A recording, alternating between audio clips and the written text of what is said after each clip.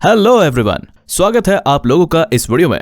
आज मैं बात करने जा रहा हूं ग्रेविटेशन यानी कि गुरुत्वाकर्षण के बारे में, जो कि यूनिवर्स के 4 फंडामेंटल फोर्सेस में से एक है। पहले हम ये जान ले कि ग्रेविटी आखिर क्या है।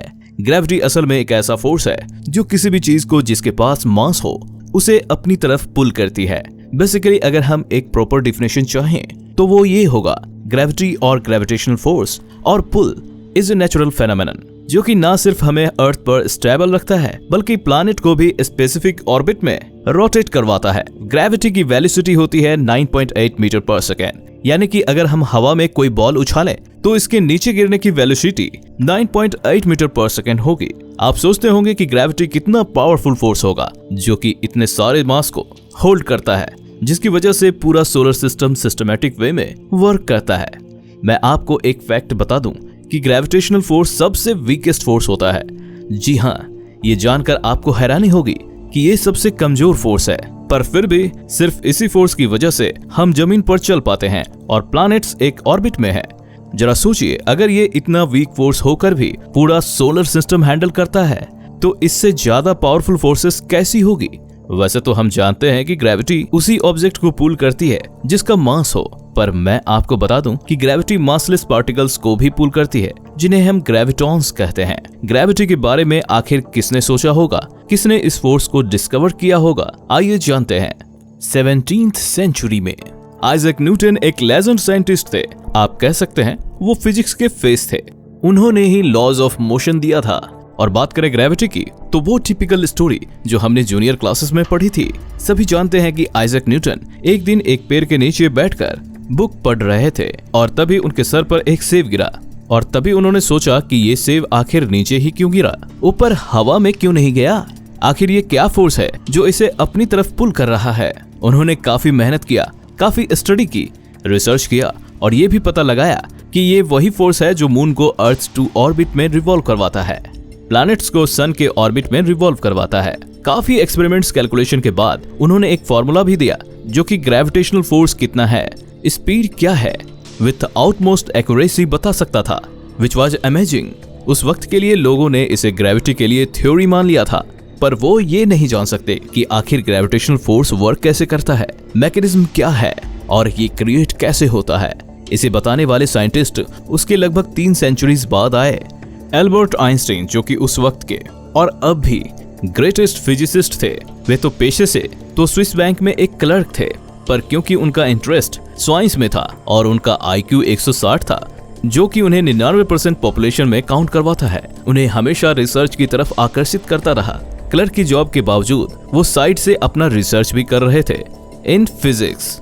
उस वक्त वो रिसर्च कर रहे थे अबाउट लाइट, मतलब लाइट की स्पीड, जिसमें उन्हें पता चला कि लाइट सबसे फास्टेस्ट ट्रेवल करती है।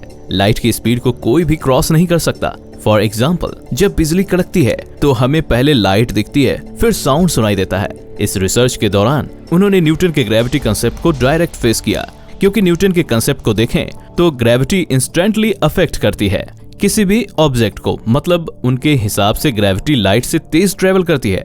So according this, for example, अगर सन अचानक गायब हो गया तो due to lack of gravitational pull सारे प्लैनेट्स इंस्टेंटली गिर जाएंगे या लॉस्ट हो जाएंगे स्पेस में।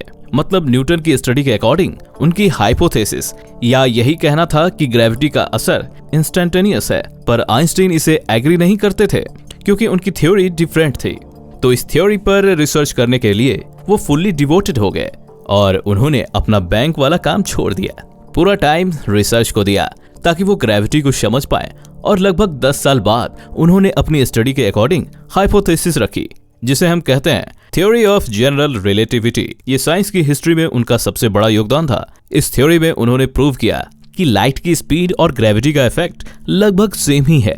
वो लाइट की स्पीड को क्रॉस नहीं करती है। लाइट का ट्रेवलिंग टाइम और ग्रेविटी का पुल टाइम लगभग सेम है।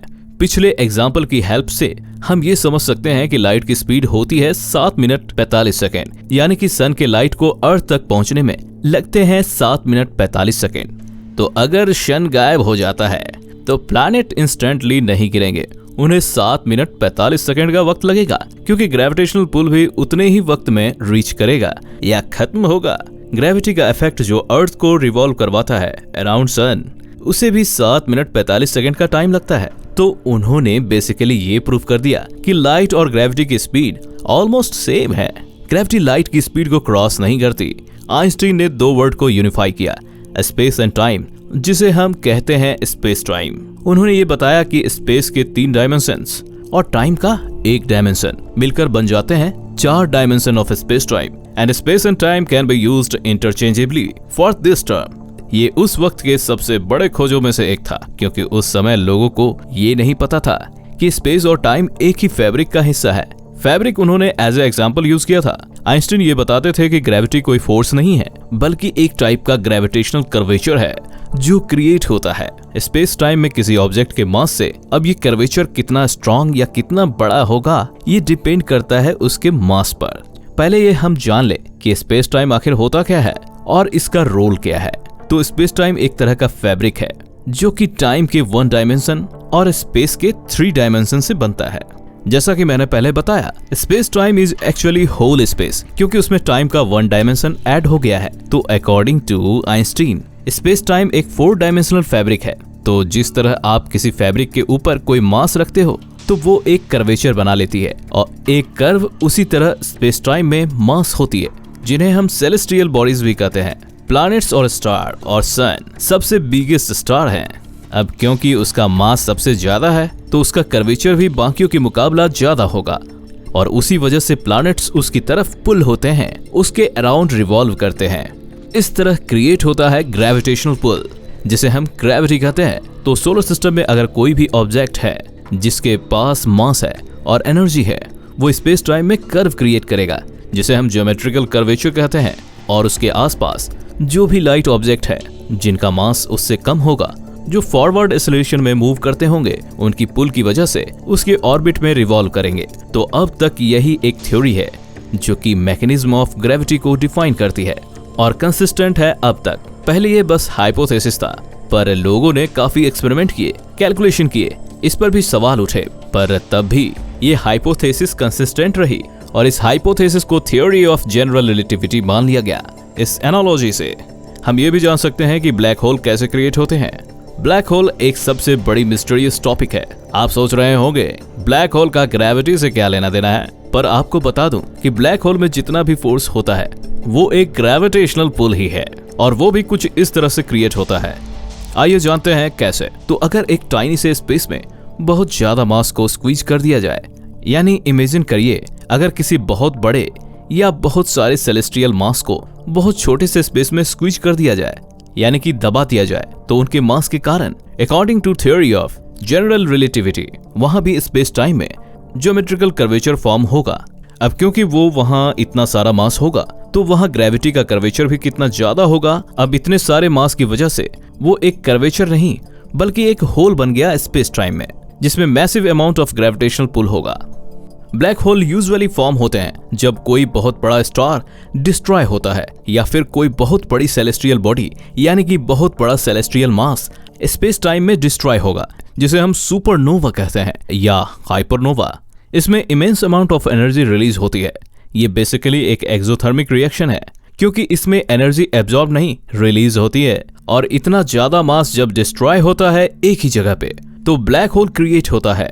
ये बिल्कुल ही एक ग्रेविटेशनल, या जिसे हम स्पेस टाइम में ज्योमेट्रिकल कर्वेचर कह रहे हैं, वैसा ही है। बस अंतर ये है कि यहाँ ग्रेविटेशनल पुल इतना ज्यादा होता है कि लाइट तक यहाँ से एस्केप नहीं कर सकती।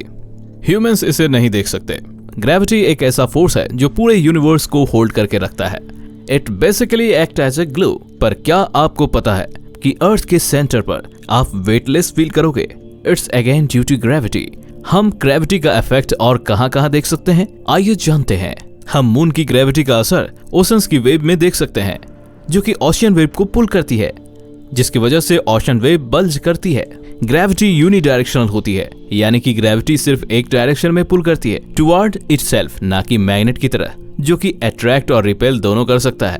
हमने ये सुना है कि हमारा वेट लगभग आधा हो जाएगा अगर हम मार्स पे हैं, तो ये भी ग्रेविटी के इफेक्ट की वजह से है, क्योंकि हर एक प्लैनेट पर ग्रेविटी डिफरेंट होती है और उसका पुल भी।